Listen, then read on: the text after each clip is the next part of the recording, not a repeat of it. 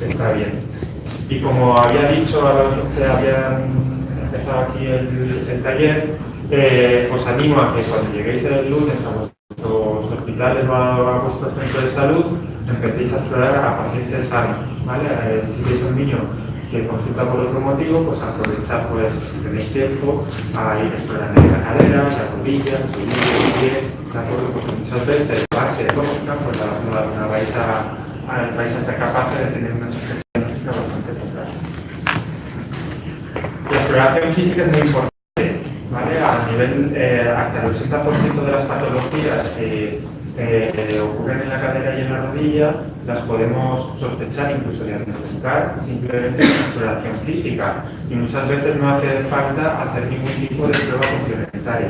Además, muchas veces en la atención primaria no se tiene acceso a todas las pruebas complementarias. Incluso en el hospital hay algunas pruebas complementarias que pueden ser difíciles de hacer a determinados tipos de pacientes. Por ejemplo, hacer una resonancia magnética a un niño que tiene 2 años implica que vamos a tener que someterle a una anestesia, de acuerdo con el riesgo que ello puede conllevar. Entonces es muy importante hacer una exploración física buena, porque con eso nos vamos a ahorrar muchas pruebas complementarias, ¿vale? Es muy importante saber qué es lo que estamos explorando y dónde, ¿vale? Entonces, para ello, pues es muy importante explorar con el dedo, ¿vale? Para tratar de localizar el punto de máximo dolor, ¿vale? Esto va a ser muy difícil en vuestras guardias en urgencias, ¿vale? Muchas veces estaréis así de prisa corriendo, pedís la radiografía casi de rutina o que sí, por protocolo, ¿vale? Y de repente pues veis una línea ahí perdida y no sabéis si eso es una fractura, si lo es, si no lo es, ¿vale? ¿Por qué? Pues porque tú no sabes si al paciente le duele en esa zona. Si tú tienes un niño con un traumatismo en la muñeca, le tocas aquí en el radio y no le duele en el radio, ¿vale?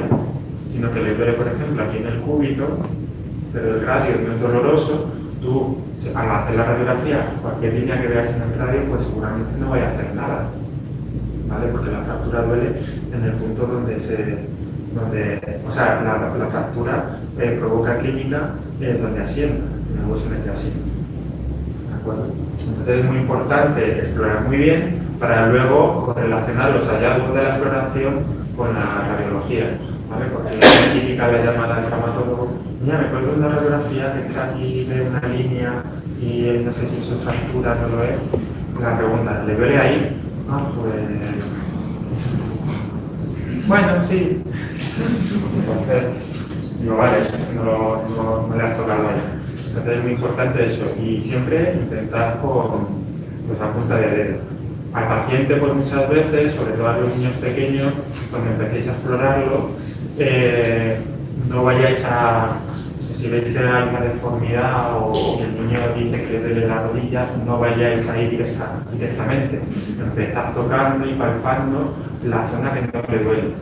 Porque de esa forma vais a ganar la confianza del niño. Si directamente vais a meter el dedo en la llaga, como se suele decir, pues directamente el niño va a empezar a llorar, va a rabiar de dolor y ya no va a dejar explorarse nada más, ¿vale? Entonces es muy importante que el niño esté tranquilo, que estéis explorando por una parte que no moleste, que no duela, y luego ya pues vais a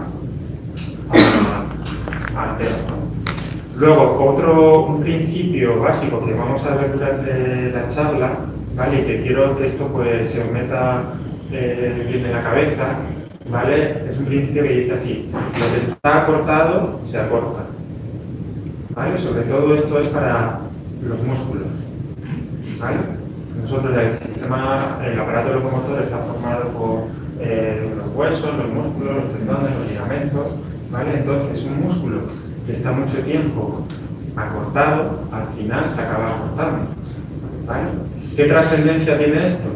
Por ejemplo, habréis visto esguinces de tobillo en vuestras guardias, ¿no? Y le habéis dicho a la enfermera, ponle una férula. ¿Cómo hay que poner la férula? El tobillo, ¿cómo se inmoviliza? Venga. Esto quiero que sea participativo, porque si no, esto es un rollo. No hablas de tocar, no. a 90 grados. ¿Por qué hay que ponerlo a 90 grados? Porque es una como la más fisiológica, ¿no? De reposo. Venga, alguien más que le ayude a ella.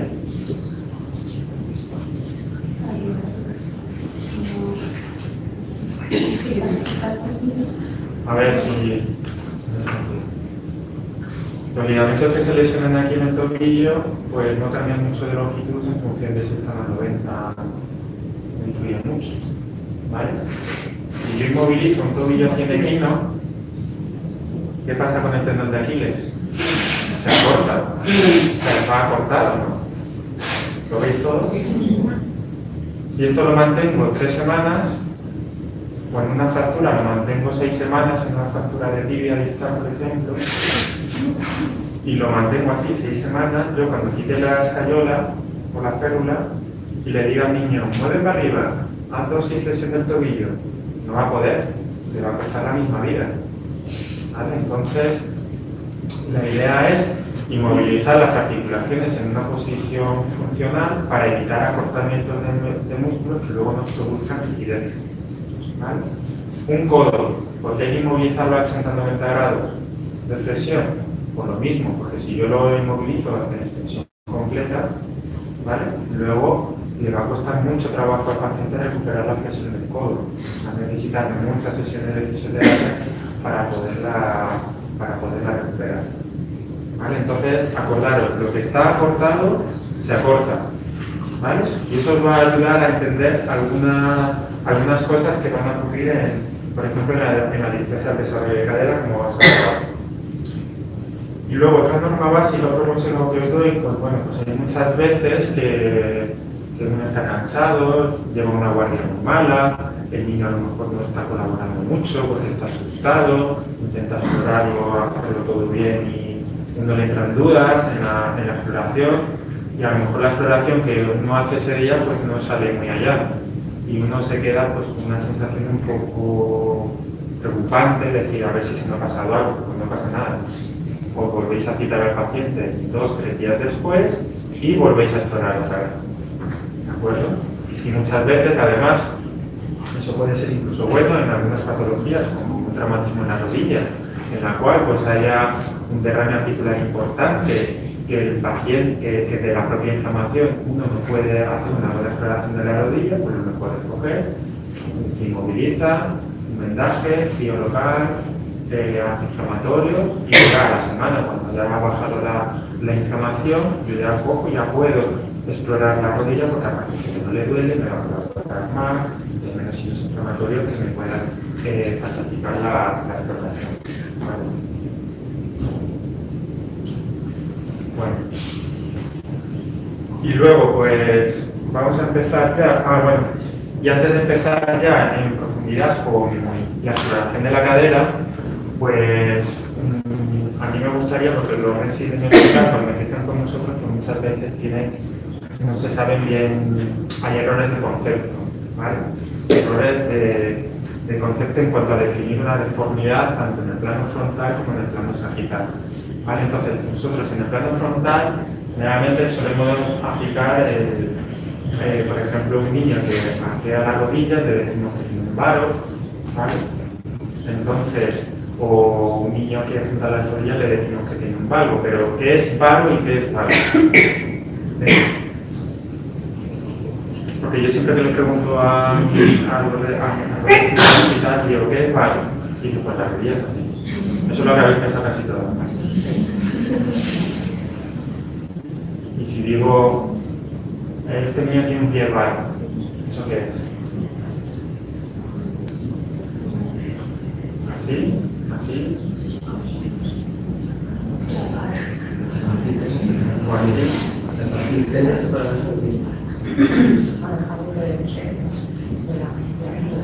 A ver, raro significa que la parte distal de lo que estamos explorando se va hacia la línea media.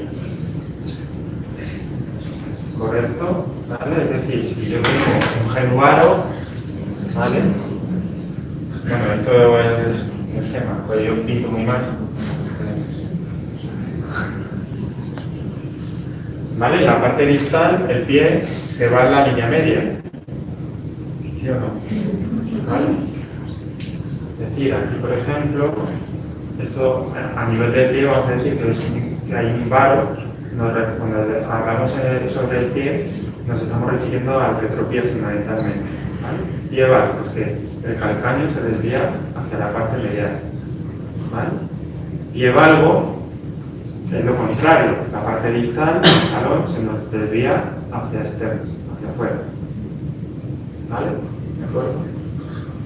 Luego, cuando en el pie solemos añadir también la palabra aducto, ¿vale? Con dos Ds, o abducto.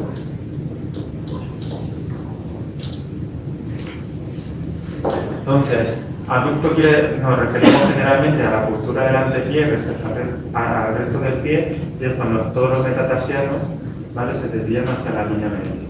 ¿Vale? Y abducto cuando se van hacia la parte externa. Aunque también aquí, por ejemplo, podemos decir que hay un metatarso varo y metatarso aducto, pues son sinónimos. ¿Vale? Luego, en el plano sagital, es decir, poniendo de perfil, vamos a tener un pie equino cuando el pie va hacia abajo, ¿vale? Y cuando el pie va hacia arriba, ¿cómo se llama? Más alto, que no digo. Talo. ¿Vale? Aquí tendríamos un pie talo. ¿De acuerdo? El pie talo, pues muchas veces no va solo. ¿Vale? Veis que el talón se va hacia afuera. ¿Vale? Entonces los llamamos pie talo valo. ¿Vale? O por ejemplo en el pie zambo, ¿vale? Decimos que es un pie equino, porque el pie está en flexión plantar excesiva, ¿vale? En varo, porque el talón está desviado hacia medial, ¿vale? Equino, varo, aducto, ¿vale? Porque los metatarsianos están en aducción, ¿vale? Y con eso pues ya somos capaces de definir muy bien la deformidad que vamos a ver en el pie. Y luego recordar lo que es la supinación y la pronación. ¿Qué es la supinación?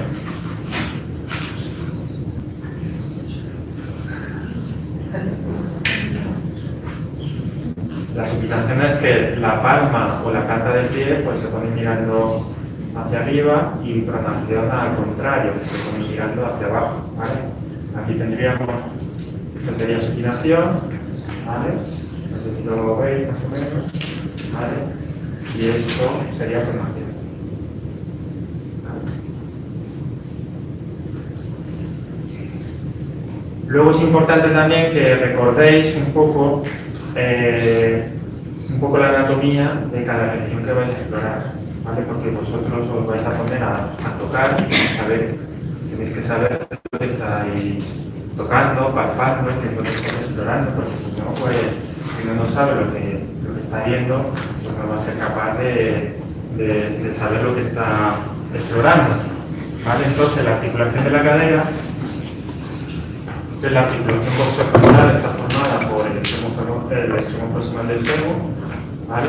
Aquí tenemos la cabeza, el fémur, el cuello femoral, el trocánter mayor, el trocánter menor, ¿vale? Recordad que aquí en el trocánter mayor se inserta el glúteo medio, ¿vale? Y gran parte de los abductores de la cadera. Aquí en el trocánter menor se inserta el psoas ilíaco y en la parte medial del fémur se van a insertar todos los aductores de la cadera, ¿vale? Y luego aquí en la pelvis está formada por tres huesos. Tenemos dos coxales, ¿vale? Que a su vez cada uno está formado por el ilio, el isquio y el pubis, ¿vale? Y entre medias pues vamos a tener el sacro, ¿vale? De tal forma que se forma aquí el anillo vaginal, ¿vale? Que es un anillo pues, muy resistente y que bueno, pues pacientes que con accidente de tráfico, de energía, pues se puede acabar lesionando. ¿Vale? Entonces, a la hora de hacer la exploración de la cadera, pues podemos ir palpando por diferentes prominencias, por ejemplo aquí a nivel de la pelvis. ¿Vale? Entonces, si os tocáis todos por aquí, ¿vale? Pues vais a palpar la cresta ilíaca, ¿vale? Voy a tocarlo. Vais a tocar aquí la cresta ilíaca. Si vais un poquito hacia anterior, vais a notar aquí como un pequeño reborde, ¿vale? Justo aquí adelante. Eso es la espina ilíaca anterosuperior, ¿vale? Si vais un poquito aquí hacia atrás vais a tener otro reborde, ¿vale? Sería por aquí. Ahí vais a tocar la espina ilíaca posterior-superior. De la espina ilíaca anterior-inferior, si vais bajando poco a poco, parece que hay que estar un poquito delgadillo, ¿vale? Pero bajáis un poco, ¿vale? Y ahí vais a notar la espina ilíaca anterior-inferior, ¿vale? ¿Qué se inserta en la espina ilíaca anterior-inferior?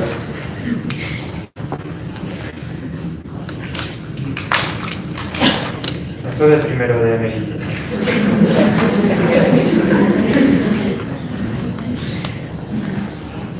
Bueno, pues recordar, aquí en la espina ilíaca anterior-inferior se inserta el recto anterior, ¿vale? Que es parte del cuádriceps.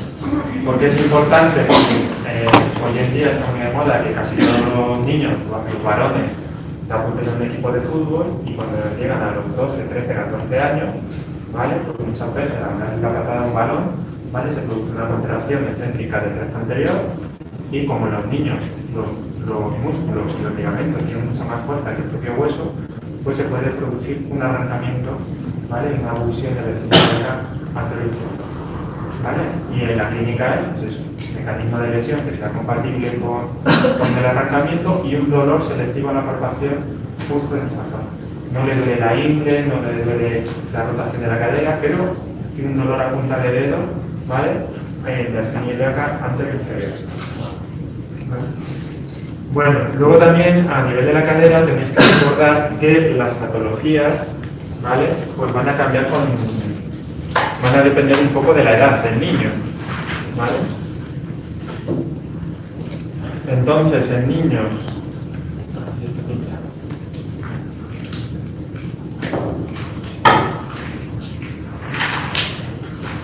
entre 0 y 1 año, ¿vale? La patología que tenéis que descartar y la más frecuente, ¿cuál es?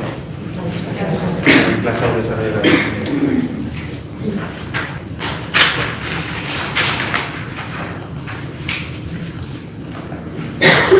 Por encima de 1 año de edad, ¿vale? Hasta los 10 años más o menos, ¿cuál es la patología más frecuente? ¿Qué vais a ver?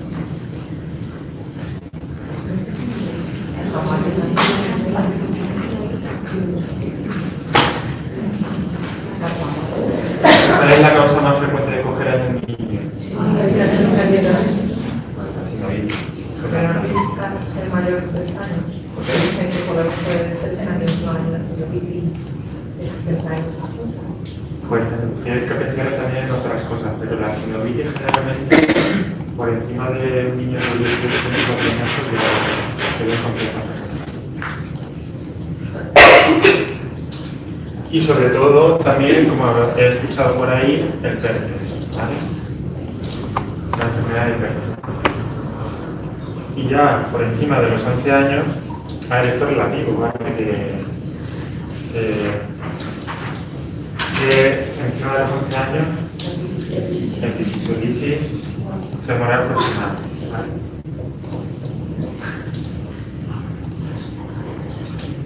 Pero esto no siempre es así, ¿vale?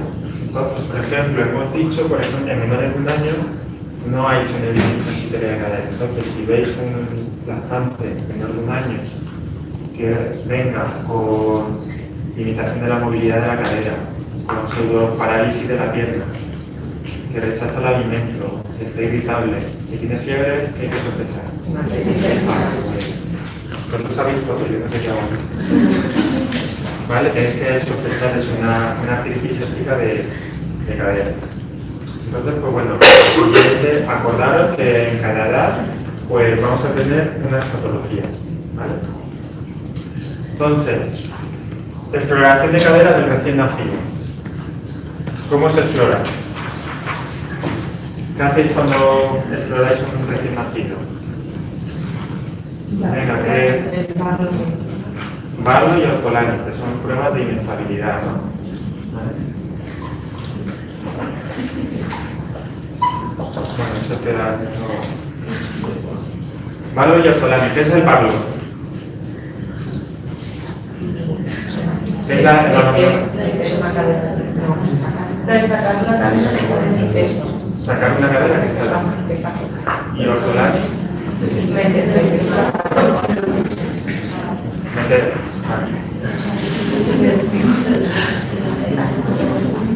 Pregunta. Imaginaros, estáis viendo un bebé, que le notáis, no sabéis si es un barlo, un ortolani, no sé qué, aquí la hoja de consulta, y barlo y ortolani, esto se ríe porque es lo que me hacen a mí la hoja de consulta. Y veis que pone barlo positivo, ortolani positivo, en la misma cadera.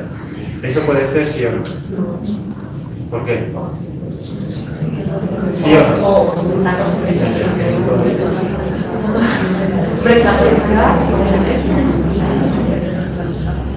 A ver, el barlo y el ortolani no es yo meto sal. Eso queda además un poco... Exacto. Pues la cadera o está dentro o está fuera. ¿Vale? Pero las dos cosas a la vez no puede ser. Entonces, o tiene un barlo que la cadera está dentro y eso es capaz de luxarla, o está fuera, está luxada y yo soy capaz de reducirla. ¿Vale? ¿Cómo hacemos la maniobra de las dos maniobras? Pues con una mano estabilizamos la pelvis, ¿vale? Y luego colocamos el tercer o cuarto dedo sobre el trocánter mayor, ¿vale? Que por cierto, no os he dicho que esto tiene un trocánter, es tocar el trocánter que está aquí.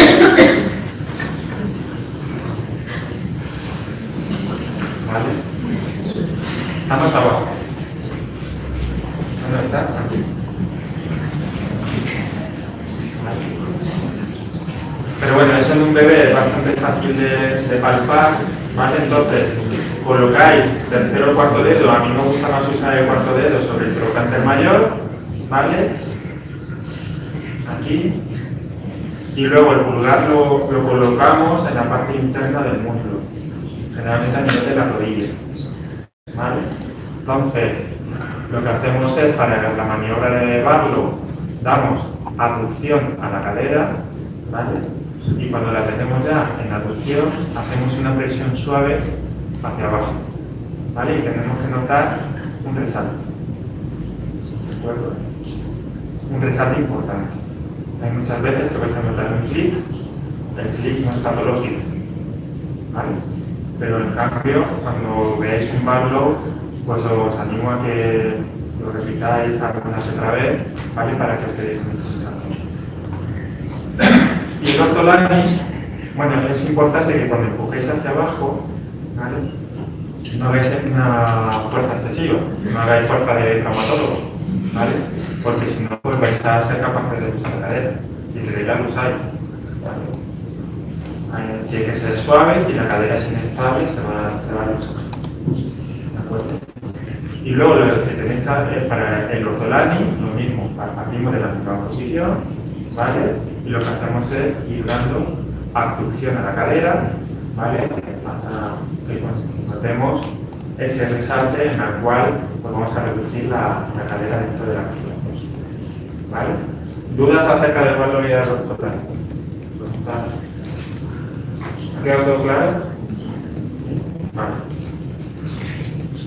¿Qué más cosas vamos a ver en la cadera de recién nacido? Sí. ¿En qué casos hay que derivar un clic que es constante en una cadera? Un clic. ¿Qué? Nunca se debe hacer. Un clic no hay que derivar. El clic no es patológico, ¿vale? En cambio, si tú ves es lo que os han explicado antes, ¿vale? Hay una serie de factores de riesgo ante los cuales, pues, al paciente hay que derivarlo y hay que estudiarlo, aunque la exploración sea normal, ¿vale? ¿Por qué? Porque la displasia del desarrollo de cadera no solamente es que la cadera esté luxada, ¿de acuerdo? Entonces, si vosotros veis aquí la articulación de la cadera, ¿vale? La cabeza del fémur está bastante bien cubierta por el acetábulo, ¿vale? Antiguamente a la displasia del desarrollo de cadera se le llamaba luxación congénita de cadera, porque solamente se tenían en cuenta los casos en los cuales la cadera estaba fuera de su sitio. Pero luego se ha visto que hay otros muchos casos en los cuales la cadera está bien y con el desarrollo se acaba luxando. ¿Y por qué motivo? Porque el problema que hay en la displasia del desarrollo de cadera está en el acetábulo. ¿Vale? El acetábulo, en lugar de englobar bien la cabeza del fémur, en lugar de estar así, está más levantado de la cuenta. Y cuanto más levantado esté, más riesgo hay de que la cadera se pueda luxar. ¿Vale? Si la cadera está así, la cadera no se sale. Pero si esto ya se empieza a levantar, la cadera al final se puede acabar saliendo. Podéis tener un bebé recién nacido que nazca con la cadera adentro, ¿vale? Pero con el desarrollo, paso el tiempo, si no se le pone solución a esta displasia, esa cadera se puede acabar usando. ¿Vale? Entonces, pues, generalmente, pues, cuando hay un factor de riesgo, ni para mujer, nalgas, en la historia familiar, hay que hacer una ecografía de cadera para valorar el grado de displasia acetabular. ¿Podrías repetir cómo se llama el nombre? O sea, porque normalmente ya no se hace así, ¿sabes? Que no hacia abajo. ¿Cómo? Pues aquí, para elevarlo, cojo, le doy aducción, aprieto un poco, ¿vale? Pasa que esto ya con la práctica pues lo vas a hacer así rápido, ¿no? Le doy aducción, aprieto un poquito, suave, si no notas resalto y luego haces el ortolani para ver si notas también el resalto del ortolani, dando aducción a la cadera. ¿Qué significa ¿Te cliques? ¿Vale? Eso es el paso del líquido articular de una parte de la articulación a otra. Las articulaciones tienen una presión negativa, ¿vale? Entonces el líquido suele estar en una parte y cuando pasa hacia la otra, el hueso hace así y cuando vuelve otra vez a coartarse, es ese clic que se nota. ¿Qué más pruebas hay que hacer en el recién nacido? Habla un poco más claro. Sí, bueno, eso está de valorarlo, ¿vale? Pero ¿qué más pruebas tenemos que hacer para descartar una luxación de cadera? Si me quedan los pies, pues hay que sujetarlo. Pero ahí he escuchado la prueba de toma. ¿Sabéis lo que es? Esto va esto lo vais a entender fácilmente. El feto cuando está intraútero, ¿vale? Lógicamente está con las caderas flexionadas y las rodillas flexionadas. ¿Sí o no? La posición fetal que todos conocéis. Entonces, ¿qué pasa? Se tira unos cuantos meses así dentro del útero. ¿Qué pasa? Si la cadera está en flexión, los músculos que hay aquí en la parte anterior de la cadera, ¿cómo están? Acortados. Lo que está acortado, se acorta, ¿no? Cuando nace el niño, intentamos estirar la cadera, no vamos a ser capaces de conseguir una extensión completa de la cadera. ¿Vale? Todos los niños tienen una contractura en flexión de la cadera, fisiológica, ¿vale? Al nacimiento. La prueba de Thomas es que si yo consigo conseguir una extensión completa de la cadera, es una prueba de Thomas positivo, o un signo de Thomas positivo, y quiere decir que seguramente esa cadera está usada. ¿Vale? ¿Por qué? Porque si yo, por ejemplo, he tenido los músculos anteriores de la cadera están así, ¿no? ¿Vale? Esto es una contractura en flexión de la cadera, ¿vale? Los músculos vienen aquí. Si la cadera está luxada, ¿qué ocurre? ¿Qué ocurre? ¿Vale? Estos músculos al nacimiento son flexibles, no les ha dado tiempo de acortarse, es una cadera que se luxa al nacimiento, ¿vale? Entonces, con estos músculos todavía no les ha dado tiempo de acortarse. Aquí, pues, yo puedo coger y puedo tener la cadera, perfectamente. ¿Se entiende o no? ¿Vale? Eso es una prueba de Thomas positivo. Y luego a mí hay una prueba que me gusta hacer, que es el test de Gleason. No sé si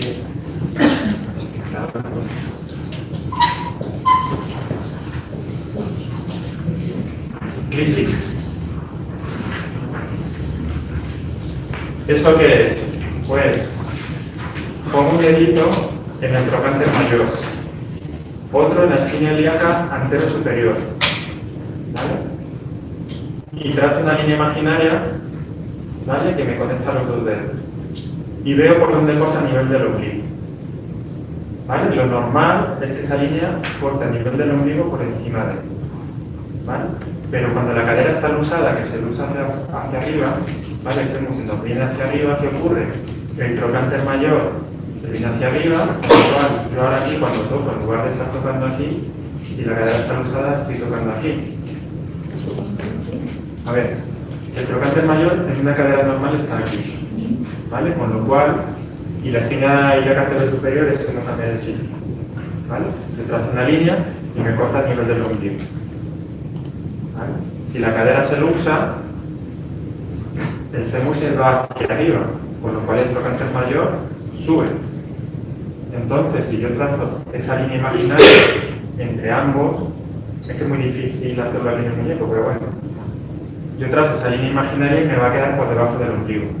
¿Lo entendéis o no? ¿Vale? Porque el trocánter mayor sube, está más alto, entonces la línea se horizontaliza y entonces ya me queda por debajo del ombligo. ¿Vale? Pero esto que hemos hablado no se mantiene en el tiempo, ¿vale? Es decir, no es lo mismo explorar al recién nacido a las pocas horas de vida o a la semana de vida que cuando ya tiene 2 meses de vida, ¿vale? La exploración cambia. ¿Por qué? Porque si la cadera está luxada, ¿vale?, nosotros tenemos aquí los músculos aductores de la cadera que vienen de aquí, ¿vale?, de la parte medial del fémur aquí a la pelvis, ¿vale? Si la cadera está luxada, la tenemos aquí, estos músculos, ¿qué ocurre? Se acortan, los aductores se acortan, ¿vale? Y si se mantiene eso en el tiempo, ¿vale?, se acaban acortando, se acaban quedando más cortos. ¿Y qué va a pasar si los aductores están más cortos? Vamos a tener una limitación de la abducción de la cadera, ¿vale?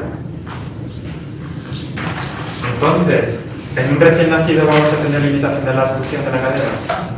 No, ¿por qué? Porque no ha dado tiempo a que esos músculos aductores se acorten. Pero en un lactante de 3 meses con la cadera lusada, sí que vamos a ver una limitación de la abducción de la cadera.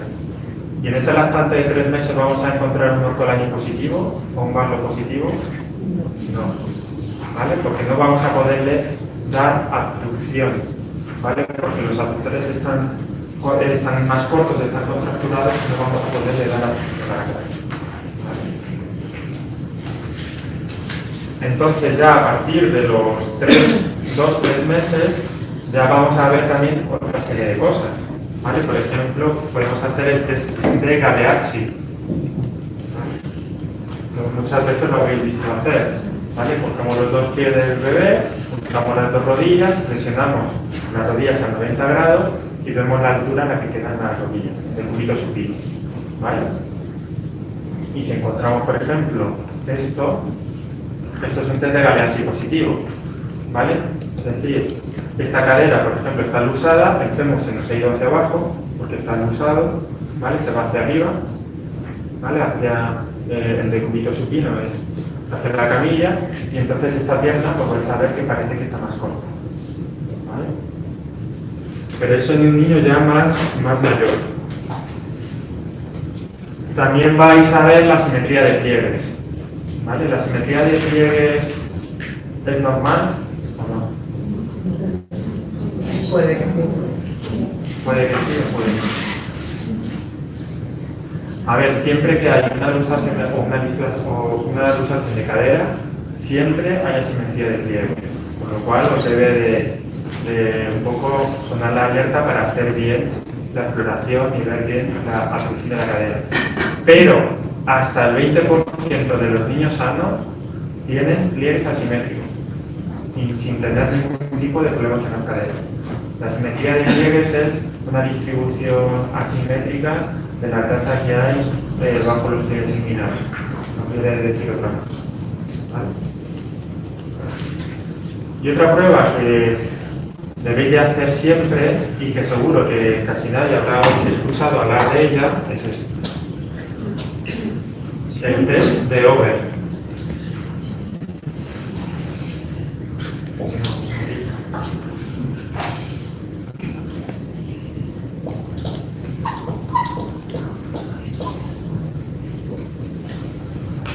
Entonces, ¿para qué usamos esta prueba? Esto es para valorar una patología que es incluso más frecuente que la displasia del desarrollo de cadera. ¿Vale? Y que yo no sé si alguno de vosotros habrá escuchado hablar alguna vez, que es la contractura en abducción de la cadera. ¿Alguien ha escuchado hablar de eso? ¿Y de la oblicuidad pélvica? Sí. Eso sí que os suena un poco más, pero no sabéis lo que es tampoco. Bueno, ¿eso qué es? La contractura en abducción de la cadera es que por una mala posición fetal intraútero, ¿vale? El niño nace con una contractura de los abductores en la cadera. ¿Vale? Entonces, yo recomiendo hacerla en recién nacido, pero va a salir negativa, porque no va a haber dado tiempo a que esos músculos que están un poquito contracturados se hayan acostado lo suficiente. ¿Vale? Entonces, si tiene una mala posición, ¿vale? Los músculos abductores se contraen un poco, si no se trata, se acaban quedando más cortos de la cuesta, ¿vale? Esta cadera, digamos, que se queda así. ¿Vale? ¿Qué ocurre? Los abductores de la cadera hemos dicho que van del cáncer mayor a lo que es la pelvis, ¿vale? Si hay un acortamiento que hace la pelvis, se oblicúa, ¿vale? Pero el problema no lo vamos a tener en la cadera que está contracturada, lo vamos a tener en la cadera contralateral. ¿Vale? ¿Por qué? Porque si esta cadera se va a empezar a desviar de forma secundaria en abducción. ¿Lo veis? ¿Vale? Este fémur se nos va cada vez más en abducción. Aquí veis que la cabeza del fémur está muy bien cubierta. ¿Vale? Si la pelvis se va oblicuando y el fémur se va en abducción, ¿vale? Estos músculos, los músculos abductores de la cadera contralateral, se van a ir acortando cada vez más. Y al final, ¿qué va a pasar? La cadera se puede acabar saliendo. Esto ocurre también, por ejemplo, en los niños con parálisis cerebral infantil, que casi todos tienen una contractura, una espasticidad tremenda a nivel de los abductores. ¿Y qué ocurre? Pues la pelvis está bien, pero el fémur cada vez se va desviando más así, hasta que se termina por usar. ¿Vale? Se va solucionando en posiciones y acaba el uso. ¿Vale?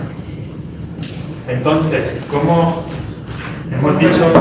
¿Cómo superas eso? El test de Over. Pues es lo que iba a explicar ahora. Colocamos a niños de cúbito crónico, ¿vale? Con las caderas en extensión, ¿de acuerdo?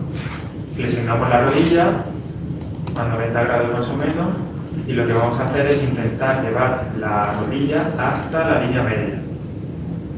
¿Vale?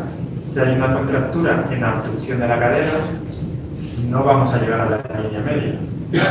Eso es un test de Over positivo. ¿Vale? ¿Lo entendéis? Si conseguimos llegar hasta la línea media, pues no va a haber contractura en la abducción de la cadera. Y además, esto cuando lo hagáis y dais un caso, tenéis que explicarle a los papás que eso es el tratamiento de la patología que tienen. ¿Vale? Porque contractura muscular lo que hay que hacer es hacer una serie de ejercicios de estiramiento. Entonces simplemente se le dice a los papás que cada vez que hagan un cambio de pañal, pongan al niño boca abajo durante 2-3 minutos y hagan el ejercicio de llevar la piececita hasta la línea media. ¿Vale?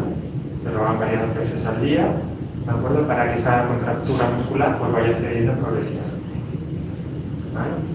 Y esta patología, pues muchas veces, pues seguramente lo vais a ver en el centro de salud, ¿vale? El típico niño que no sabe cómo está muy bien la exploración de la cadera, no es una exploración normal, parece que tiene un poquito limitada la abducción de la cadera, sobre todo de la contralateral, y haces la radiografía, y la radiografía ves que la pelvis está así, dices, bueno, ya le han hecho la radiografía torcida al niño, vaya.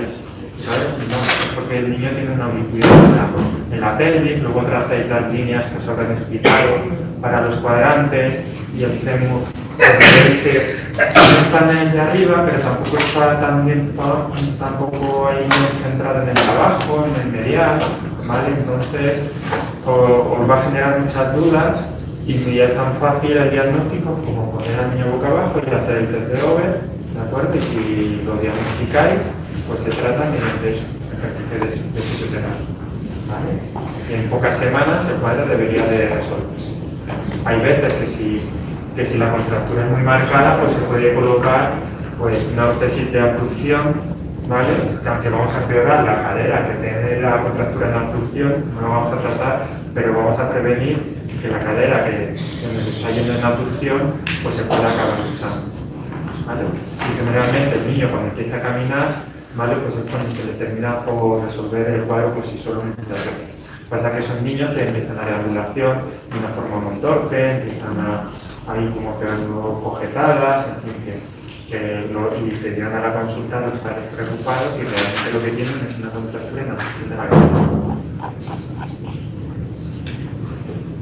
Bueno, y en los niños ya más mayores, pues lo primero que tenemos que hacer es ver cómo entran caminando a la consulta, ¿vale? Para ver si hay algún tipo de alteración en la deambulación, comprobar que el niño si tiene cojera, qué tipo de cojera tiene, si es antiárgica, ¿de acuerdo? Si es una cojera por una diferencia de longitud, por el equipismo, ¿vale? Y luego pues ya empezamos a hacer otra serie de exploración, ¿vale? Sobre todo para ver la movilidad de la cadera. Entonces, para ver la movilidad de la cadera y ver cómo se hace, necesito un voluntario que tenga pantalón, porque va a salir aquí a la camisa.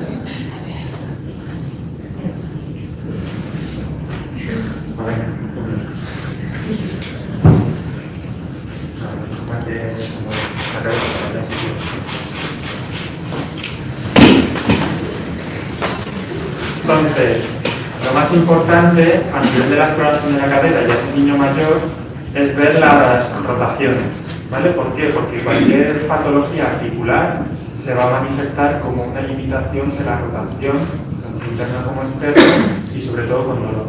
¿Cómo exploramos la rotación de la cadera? Cuando la cogemos, cogemos la pierna, la llevamos a 90 grados de flexión, ¿vale? Y rotamos a externo, llevando el pie hacia allá, ¿vale? Esto es la rotación externa de la cadera, ¿vale? Y rotamos hacia interno, ¿vale? Y siempre hay que comprobar los dos lados, ¿vale? Porque generalmente la patología va a estar solamente en una de las dos caderas. También lo podemos hacer con la cadera en extensión, ¿vale? Que es menos fiable porque ya tenemos la articulación de la rodilla. Entonces, para hacer la cadera en extensión, giramos la pierna, damos rotación externa o damos rotación interna. ¿De acuerdo? Luego también, esto también podemos explorar la rotación en el cúbito prono.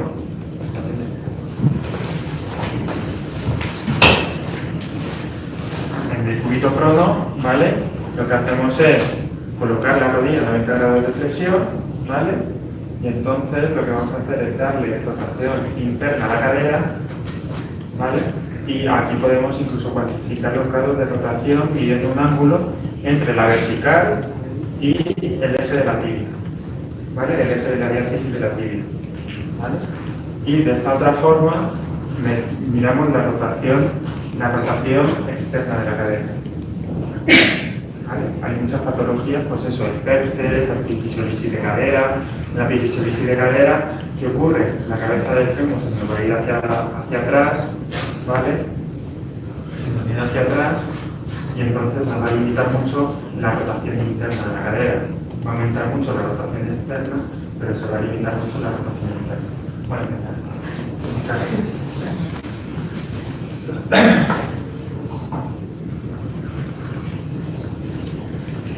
Y bueno, luego también podemos explorar la abducción de la cadera en el cúbito supino en el niño mayor, ¿vale? Simplemente cogemos y haciendo abducción de la cadera, ¿vale? Que debe ser mayor de 45 grados.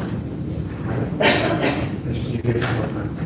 Luego hay algunas pruebas, ¿vale?, específicas para ver si existe debilidad de los glúteos, ¿vale? Como por ejemplo la prueba de tren de Lefebvre, ¿vale? Eso habréis escuchado hablar de ella, me imagino, ¿no? Entonces, ¿cómo se explorará eso? Pedís al paciente que se ponga de espaldas a vosotros, ¿de acuerdo? Le pedís que haga un apoyo monopolar, que apoye solamente sobre una pierna. Entonces, pedís que haga en una pierna, pedís que haga en la otra, ¿vale? Si la pelvis no se balancea, es que está bien, ¿vale? Pero si, por ejemplo, existe una debilidad de estos músculos, que no tengan tensión suficiente, entonces lo que va a ocurrir, que cuando le pedíamos al paciente que lo haga, va a ocurrir, ¿vale? La cadera va a ceder. Añadimos esto y la cadera cede. ¿Vale? Eso es un signo de tren de Lefebvre positivo. ¿Vale? Y eso cuando se tiene que poner en la derecha, por ejemplo, que puede haber una luxación de cadera. ¿Vale? ¿Por qué? Porque si la cadera está luxada, los abductores están acortados, sobre todo el glúteo medio, ¿vale? Están débiles, ¿vale? Y entonces pues, son capaces de sujetar también la cadera. Y luego también a nivel de cadera podemos valorar un poco si existe algún tipo de discrepancia de longitud entre una cadera y la otra, o sea, entre los miembros inferiores. Esto es lo típico que las mamás dicen, yo tengo una cadera más alta que otra, ¿vale? Entonces, ¿cómo vamos a ver eso? Pues podemos hacerlo de dos formas. La primera es hiperestación, ¿vale? Pedimos al paciente que junte los pies, ¿vale? Tocamos con los pulgares o con los índices, ¿no?, las espinas ilíacas anteriores superiores, ¿vale? Y vemos pues, más o menos cuánta diferencia puede tener. ¿Vale? Si el niño está gordito, que cuesta trabajo, que es cada vez más frecuente a día de hoy, desgraciadamente, puede costar trabajo, podemos hacer lo mismo palpando la cresta ilíaca. Vamos a poner los pulgares aquí, le metemos aquí en el michelin a mano y vemos más o menos la altura de las crestas ilíacas.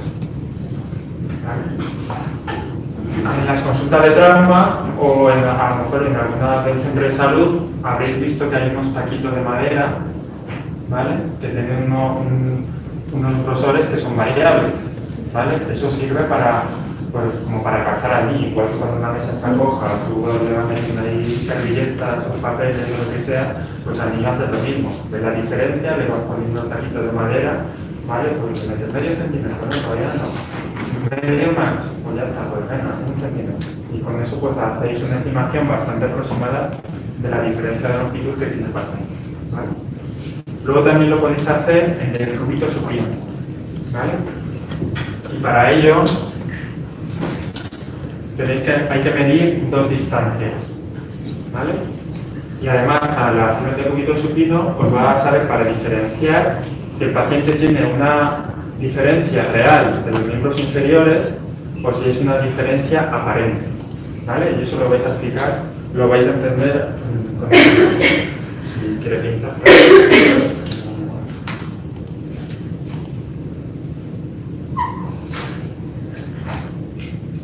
Bueno, esto es la pelvis, ¿vale?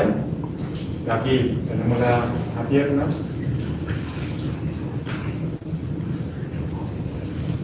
Es un esquema, yo tampoco de dibujar como que... ¿vale?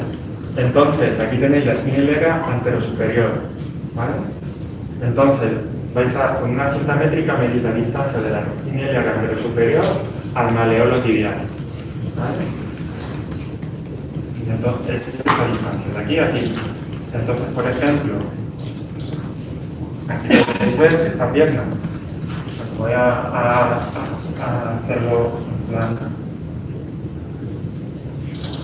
¿Vale? Si medimos esta distancia, ¿vale?, veis que esta pierna pues está mucho más corta, ¿vale? Y aquí pues estaremos, y luego también tenemos que medir otra distancia, que es la distancia entre el ombligo y el maleolo tibial, ¿vale? Si vemos una diferencia en ambas mediciones, es decir, en la distancia espina ilíaca anterosuperior a maleolo tibial y ombligo a maleolo tibial, vamos a tener una diferencia real, ¿vale? Una discrepancia de longitud real. ¿vale? Porque de aquí a aquí es diferente que de aquí a aquí y de aquí a aquí también diferente de aquí a aquí. Pero nos podemos encontrar un caso en el que la pelvis esté así.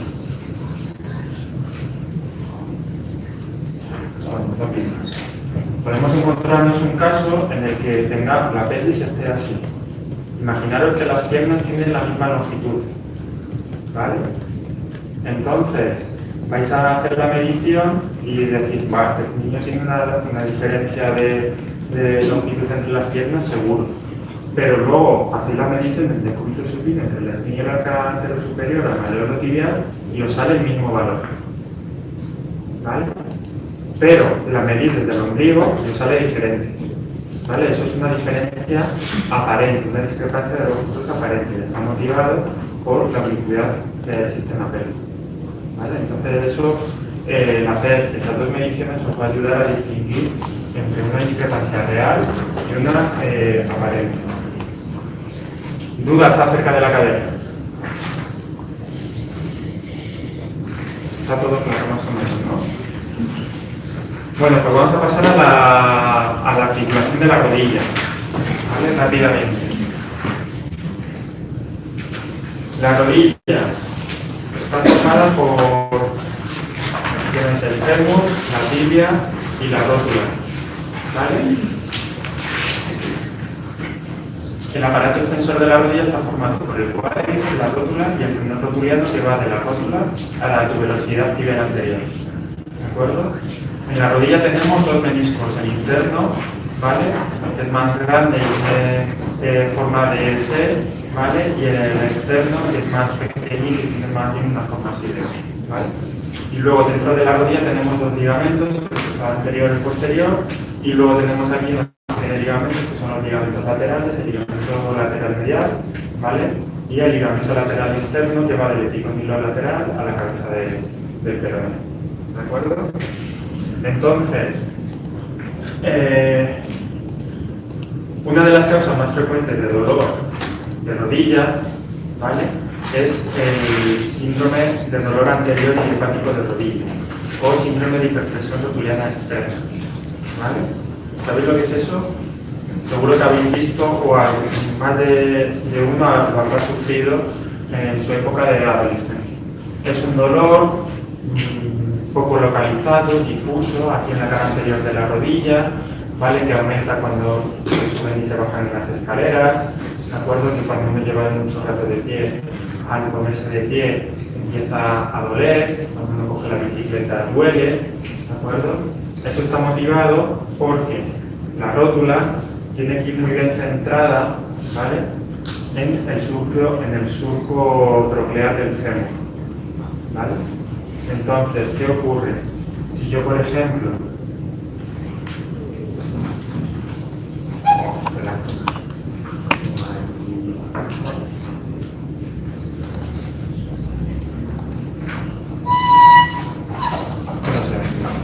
bueno, esto en el grupo anterior con el dibujito, la verdad que quedaba mucho más claro, ¿vale? Entonces, si yo, por ejemplo, la rótula va centrada en el fémur, ¿vale? Gracias a la acción entre el vasto lateral, que forma parte del cuádriceps, y el vasto medial, ¿vale? Entonces, en muchos pacientes, ¿vale? Se produce un desequilibrio muscular y se produce una leve atrofia del vasto medial, ¿vale? Con lo cual, si el vasto medial no hace su función, la rótula se nos va hacia afuera, ¿vale? Y al irse un poquito hacia afuera, se produce mayor roce de la rótula contra el fémur. Y esa es la zona que duele, ¿vale? ¿Cómo lo vamos a diagnosticar? ¿Cómo se explora eso? Pues nada, cogemos la rótula, presionamos un poco en la parte medial, ¿vale? Invertimos un poquito la rótula, ¿vale? Y con el dedito, ¿vale? Presionamos aquí en la parte articular externa de la rótula. Y si el paciente pega un bote de dolor, pues ya tenéis hecho el diagnóstico. Siempre y cuando el corazón de la rodilla sea normal. ¿Vale? ¿Lo entendéis? Y vamos. Sí. En el síndrome de hiperpresión rotuliana externa está motivado porque existe mayor roce en la cara articular externa de la rótula, ¿vale? Porque la rótula tiene muy bien centrada en el fémur, ¿vale? El surco troqueal tiene esta forma, tiene forma de hueso, entonces la rótula tiene que ir encajada ahí y entonces va bien centrada siempre y cuando el vasto interno y el vasto externo tiren más o menos lo mismo, de un lado que de otro, ¿vale? Si yo, por ejemplo, la rótula, el vasto externo me tira más hacia afuera, ¿vale? La parte articular externa de la rótula me va a chocar más contra el fémur, me va a rozar mucho más, ¿vale? Esa zona se va a sentir, ese cartílago articular de la rótula va a sufrir, ¿vale?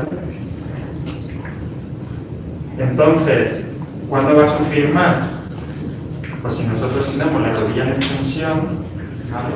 Para que lo veáis, ¿vale? La rodilla está en extensión. ¿Veis que la rótula prácticamente no contacta con el fémur? ¿Lo veis? Ahora le voy a dar flexión a la rodilla. ¿Qué ocurre cuando le doy flexión a la rodilla? Aumenta mucho el contacto, ¿vale? Por eso la clínica de cuando yo estoy flexionando, llevo mucho rato flexionando la rodilla, llevo mucho rato sentado, con la rodilla en flexión, al levantarme, pues se produce ese roce. Cuando subo y bajo muchas escaleras, se produce el roce, ¿vale? Cuando subo y bajo cuestas, lo mismo, ¿vale? Muchos ejercicios que hagan que aumente la presión de la rótula contra el fémur, va a hacer la bicicleta, por ejemplo, también aumenta bastante, ¿vale? ¿Cómo se trata? Pues fortaleciendo el vasto interno, el músculo interno. ¿Cómo se fortalece ese músculo interno? Pues le pedimos al paciente que con la rodilla extendida haga rotación externa de la misma mientras está tumbado en la casa y levante la pierna, ¿vale? En extensión, pero con la pierna en rotación externa, ¿vale? Para que intentemos fortalecer el vasto mediano, ¿vale? Le pedimos que levante la pierna, la levante un palmo o dos de lo que es la cama, ¿vale?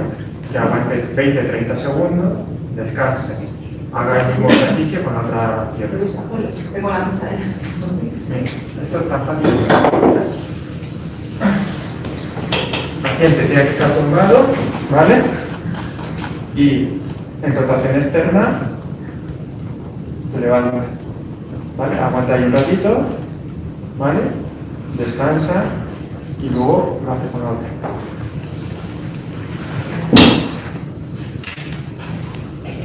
Y con eso, generalmente, en pocas semanas se quita el dolor. Pero también hay que dar una serie de recomendaciones posturales, ¿vale? Pues hay que decirle que en lugar de echar para que el paciente no extienda la rodilla.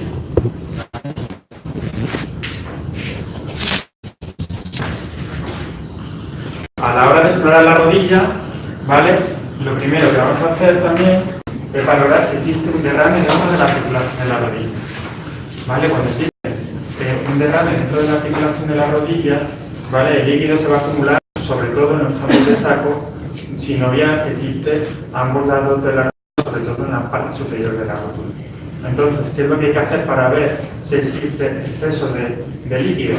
Pues coger, apretar esos fondos de saco, ¿vale? Los exprimimos, le llevamos todo el exceso de líquido justo debajo de la rótula y posteriormente a puntos dolorosos, ¿vale? Entonces, si existe típico niño futbolista que dice que le duele aquí cada vez que hace deporte,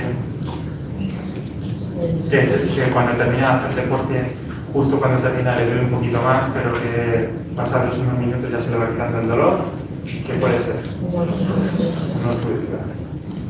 Ahora, el compañero de clase refiere el mismo dolor en cuanto a que pues, también juega fútbol, ¿vale? Pero en lugar de dolerle aquí, le duele aquí, en el polo inferior de la rótula. Pero también hace deporte, a jugarse fútbol, y cuando lleva ya un buen rato empieza a tener dolor, ¿vale? Justo cuando termina, cuando más dolor tiene, y en unos minutos se le quita, como en los Ruth Slater, pero aquí en el polo inferior de la rótula. ¿Esto cómo se llama?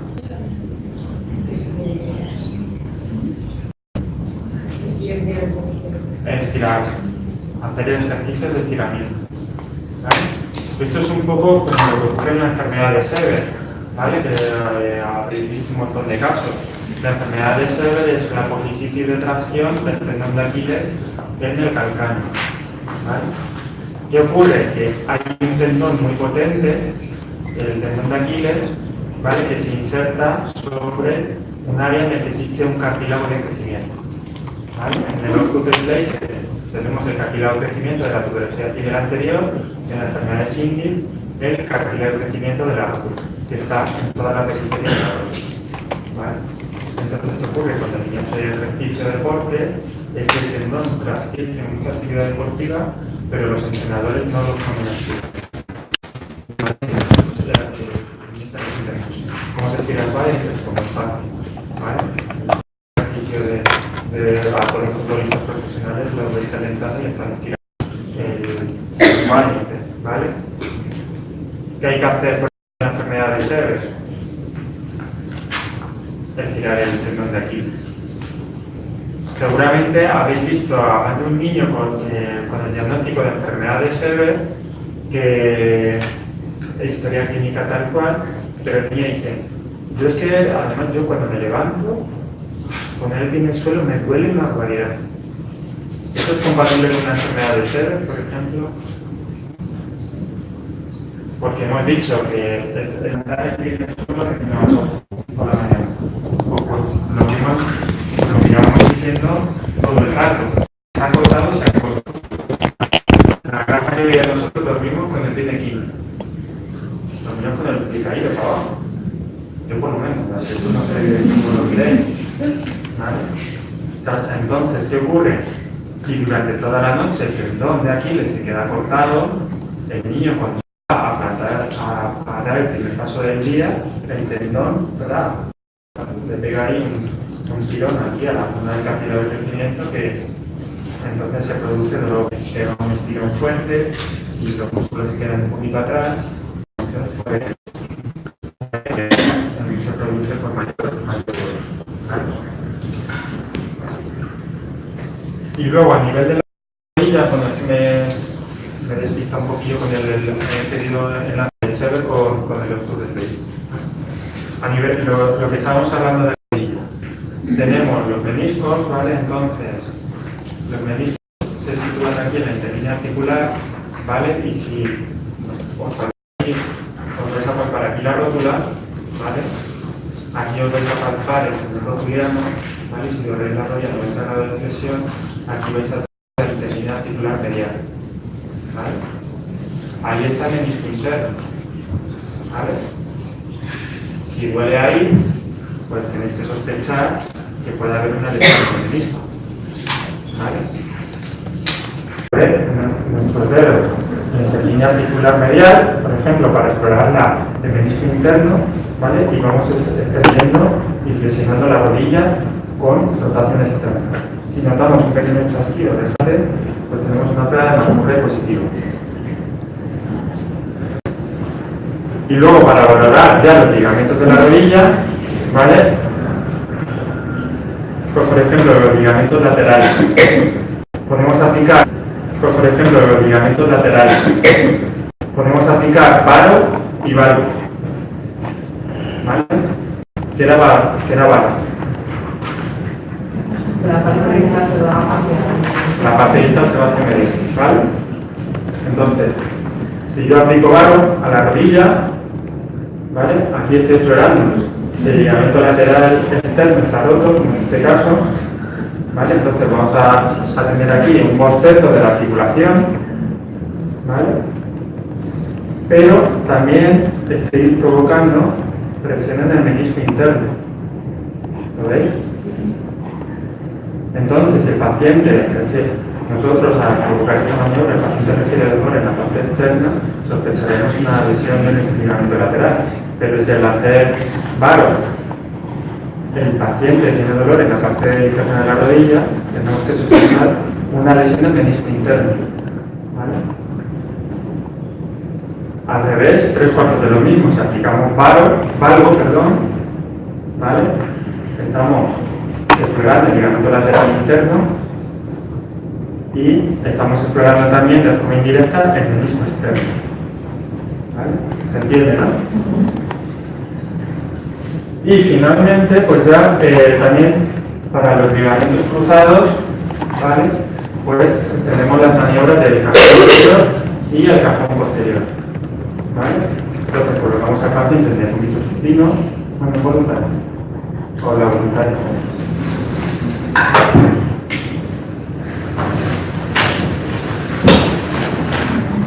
Entonces lo que hacemos es doblamos la rodilla 90 grados,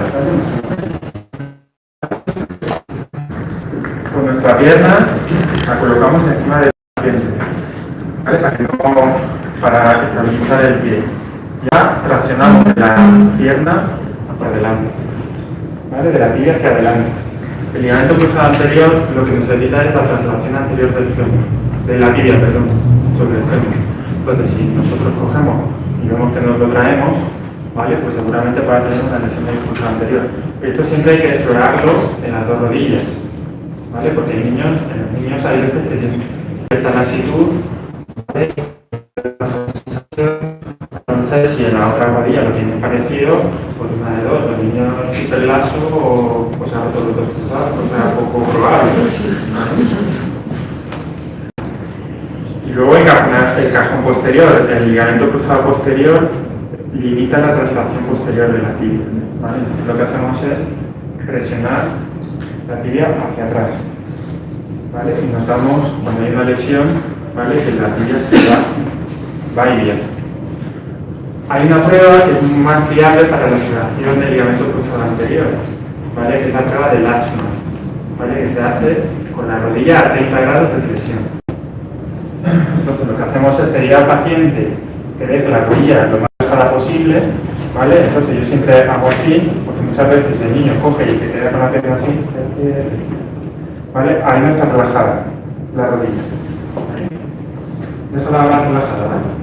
Te digo, déjalo como si estuviera muerto, ¿vale? Y ya cuando ya conseguimos que el paciente tenga la rodilla completamente relajada, con una mano sujetamos el fémur, ¿vale? Con otra la tibia, y lo que hacemos es este movimiento, ¿vale? Hacemos este movimiento para ver si el fémur se viene hacia adelante, ¿vale? Gracias.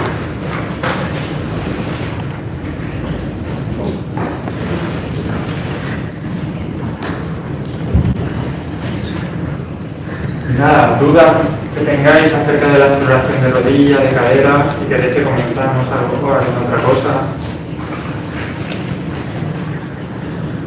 Entonces, ahora si queréis, aquí hay unos muñecos, ¿vale? Para los que queráis, pues podéis explorar aquí el barrio, el ortolano, ¿vale? Luego, por ejemplo, aquí termina el modelo de un piezambo, ¿vale? Pues para que lo toquéis y veáis cómo es una deformidad rígida, ¿vale? ¿Por qué? Porque muchas veces cuando nace un niño con el pie así, lo primero que tenéis que ver es ver si el pie está rígido o si es flexible, ¿vale? Porque por la postura intraútero, pues si el pie es completamente flexible, que está tranquilo, no pasa nada. Pero si el pie es rígido, pues así que es cuando hay que llevarlo al traumatólogo, ¿vale? Entonces, pues aquí si queréis, pues también podéis aprovechar para jugar un rato, ¿vale? Nada, entonces,